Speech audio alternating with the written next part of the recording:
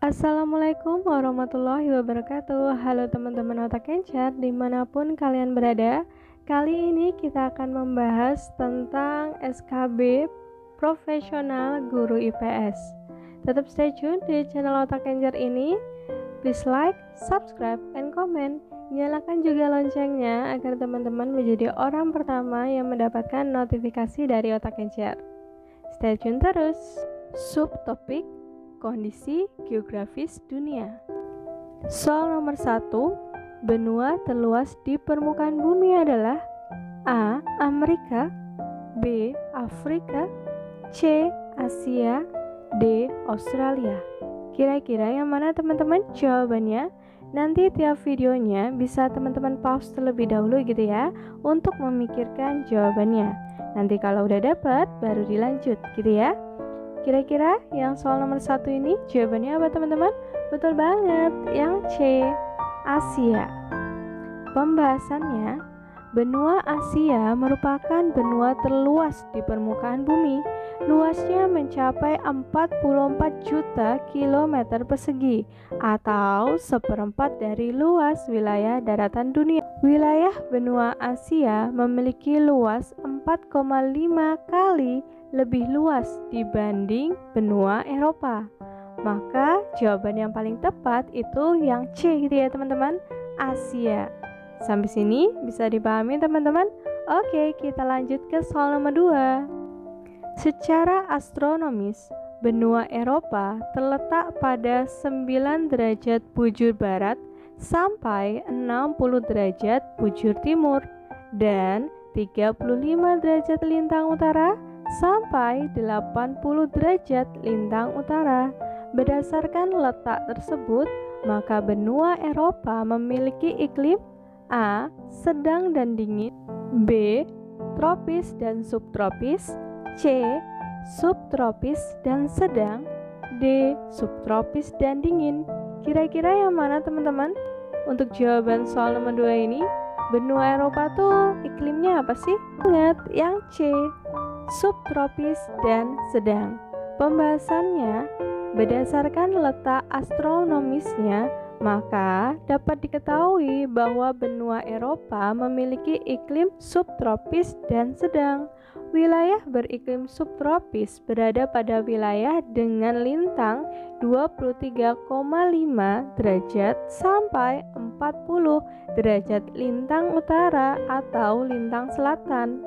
Sementara wilayah beriklim sedang berada pada wilayah dengan lintang 40 derajat sampai 60 derajat lintang utara atau lintang selatan. Jadi jawabannya udah jelas banget ya teman-teman, yang C, subtropis dan sedang. Sampai di sini bisa dipahami ya teman-teman. Semisal nanti ada pertanyaan atau ada hal yang ingin didiskusikan atau ada requestan materi apa yang ingin dibuatkan video, bisa teman-teman tuliskan di kolom komentar. Oke, kita lanjut lagi ke soal nomor 3. Perhatikan negara-negara berikut ini. Yang pertama ada Sri Lanka, kedua Afghanistan, 3 India, 4 Sudan, 5 Nepal. Negara-negara yang berada di kawasan Asia Selatan ditunjukkan oleh nomor Asia Selatan ya teman-teman. Oke, yang A 1, 2, dan 3. Yang B 1, 3, dan 5. Yang C 2, 3, dan 4. D 3, 4, dan 5. Kira-kira yang mana teman-teman jawabannya? Betul banget, yang B 1, 3, 5. Pembahasannya, benua Asia dibagi menjadi beberapa kawasan berdasarkan perbedaan kebudayaannya. Salah satunya adalah kawasan Asia Selatan. Ya, kawasan Asia Selatan terdiri atas 7 negara teman-teman.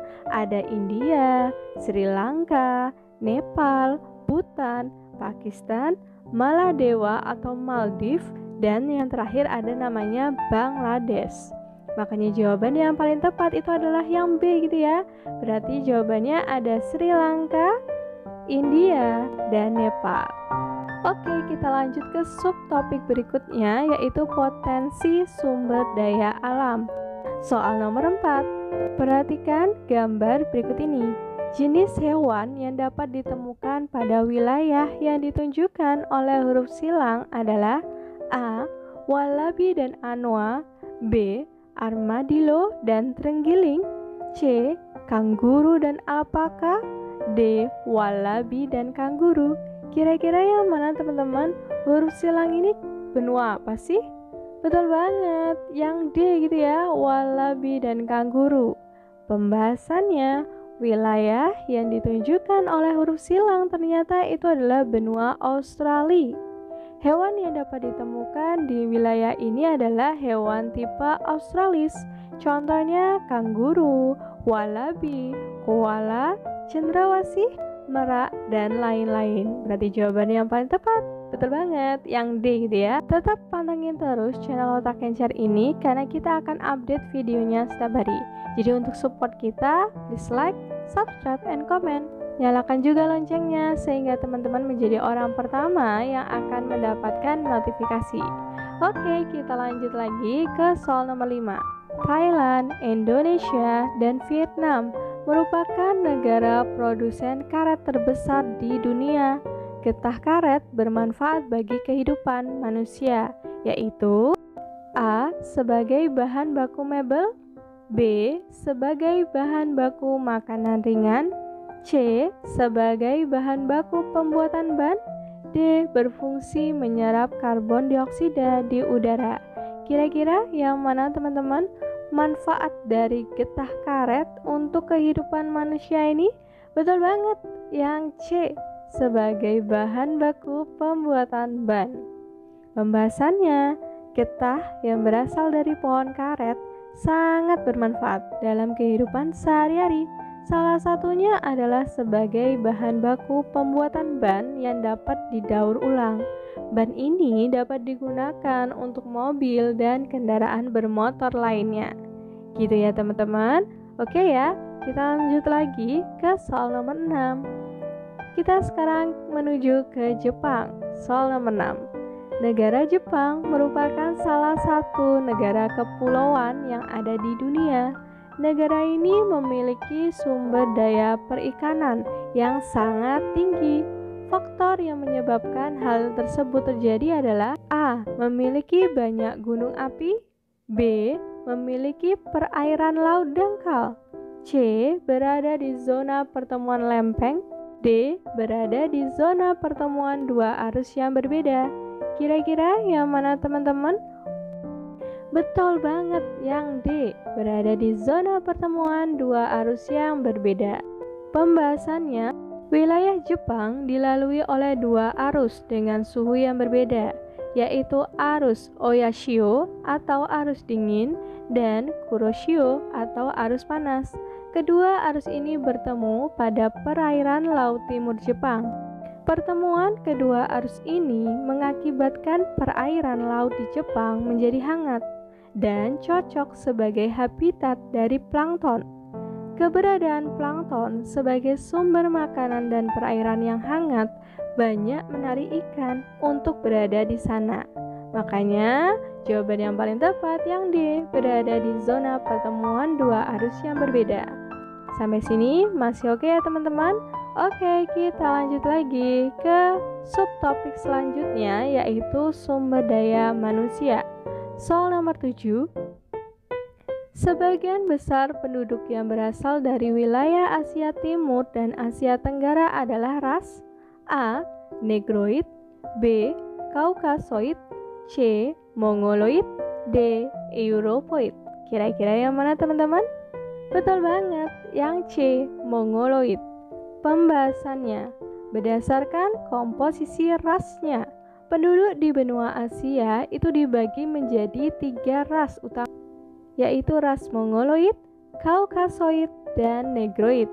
Sebagian besar penduduk yang berada di Asia Timur adalah penduduk ras Mongoloid. Ras Mongoloid dicirikan memiliki kulit berwarna kuning langsat sampai sawo matang, rambut lurus, bulu badan sedikit, dan mata sipit. Makanya jawaban yang paling tepat yang C, mongoloid. Bisa ya teman-teman dipahami?